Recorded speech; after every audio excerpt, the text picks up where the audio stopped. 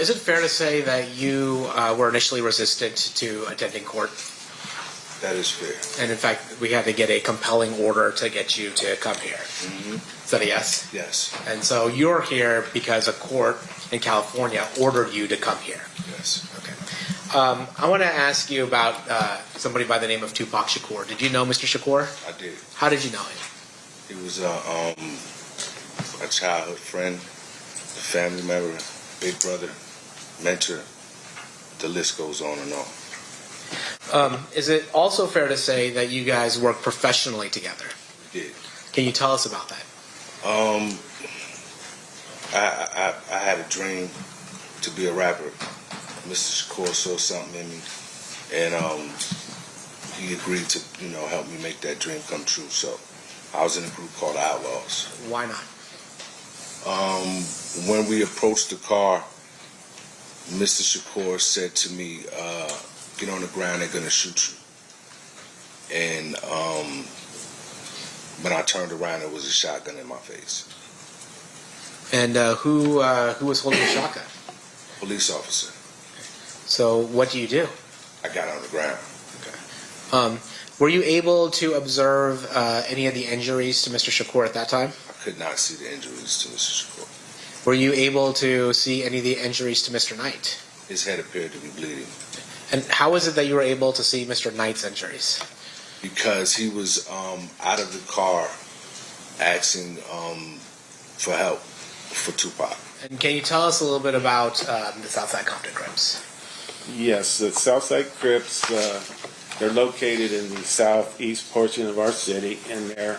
Now, I'm going to direct your attention to specifically the mid-90s, 1995, 1996. Were you familiar with somebody by the name of Dwayne Davis? Yes.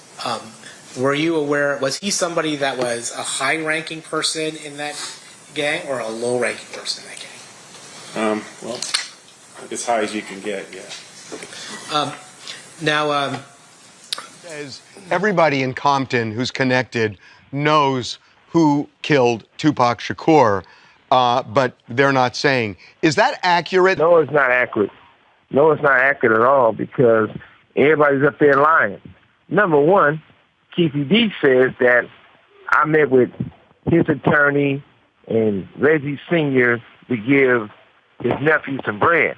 I was in the county jail. That's all you got to do is check the time and see where I was at. But the crazy thing about this, everybody's using this as a way to be like, look at me, look at me. I ain't doing this to say, look at me, look at me. I'm doing this saying, hey, that's my homie, and his life wasn't no mother circus, and his life wasn't about people just talking to be talking. And Keefy D and them attorneys was like, hey, we'll give you a half a ticket. We'll give you $1 million. They talked to this person that worked for Puffy. They talked to this person who works with them. All the lawyers getting together. And I told them, look, my loyalty and love for Tupac can't be compromised with nobody. Wait, hey, Suge, wait, you're saying that they offered you $1 million to do what? To say that he wasn't there, he wasn't in the car, and all this other Wait a minute, he who? That Keefy D. But I thought the whole argument was that Keefy D was not necessarily there even, but that he orchestrated it. But they sent the attorney to talk to me, put me out in this prison right here. It was like, hey, we got a half a ticket, $1 million. That's all you got to say, he wasn't there. Right? I said, oh, I ain't saying shit. But at the same time, my loyalty and love for Tupac can't be compromised. It almost sounds to me like what you're saying is Keefy D didn't do what prosecutors say, that it was orchestrated by somebody else. And therefore, what would Keefy D's involvement be if somebody else was orchestrating this? It was definitely more than one person involved. Yo, it's Big Ant, the spokesman, man. We back. Another edition of Urban Politicians TV, UPTV. Make sure you stay on your pivot at all times, man. Had to come tap in, and I had a link in the description where you can watch the clips in the beginning in full from Law and Crime Network, where they have been inside the courtroom for Keefe D's murder trial every day in real time. And I chose them specific two parts right there for Idi Amin, somebody I grew up on as well, Tupac bro, close one, family member, and everything like that. And hearing that he got subpoenaed to come to court, I didn't know that was happening right there, and that was interesting to see. But also Compton Detective Ladd right there, who spoke on things before this trial even came out. And if you listen to the full, everything is happening exactly the way that he said. He even said this before from his expertise. These are the type of questions they're going to ask me. They're going to want to know about the history, the gang background, and all that. And he was just taking the guess on it, but he was going off of what he'd been through before. And when you listen to it and go watch the old Art of Dialogue interviews, this is exactly how it played out. And I also put it there because he has been somebody who has called out Suge Knight before. As Suge Knight, they put this clip on Instagram yesterday on TMZ where he is coming out there with all type of allegations and accusations now, saying that he was offered $500,000 or $1 million. I don't know which one he want to go with Suge Knight. I'm just like this. I can't say what's true or false. I wasn't there. I didn't see nothing. I'm not in the know. I'm as a kid when all this is going on. But Suge Knight saying it's multiple people involved, and Suge Knight has said he would never testify, but he wants to call everybody out at the same time. And then he was there on the scene, and he's the person that could give a statement if he wanted to. And Detective Ladd is somebody who have called Suge Knight out about that, like, hey, this murder could have been solved, and to whatever you stand on is what you stand on. But Suge Knight, Detective Ladd is on interviews saying, hey, bro, you grew up with Keefe D. You know about the people who was in the car. You played football with Keefe D before. So to see this come out now, and he's always questioned Suge Knight credibility. And then Suge Knight actually spoke on a major conversation that went on, an allegation of him allegedly paying Orlando Baby Lane to come to court and speak on his behalf because they were going to violate him for his probation. Where Suge Knight had ended up going to prison at that time afterward for that violation in the fight that happened.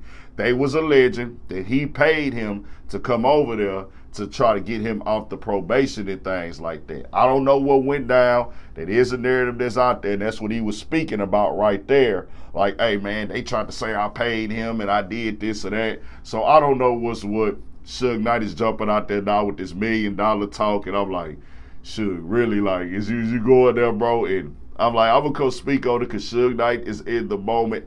I don't know what Ladd be saying, Detective Ladd has said throughout the years, Suge Knight has entirely no credibility. He's somebody that, from day one, said that this was going on with the beef for the two gangs, and he broke it down to them day one about the death row chain and the incident at Lakewood Mall, and what led up to it getting out there to what it eventually happened in Vegas with Tupac being shot and killed.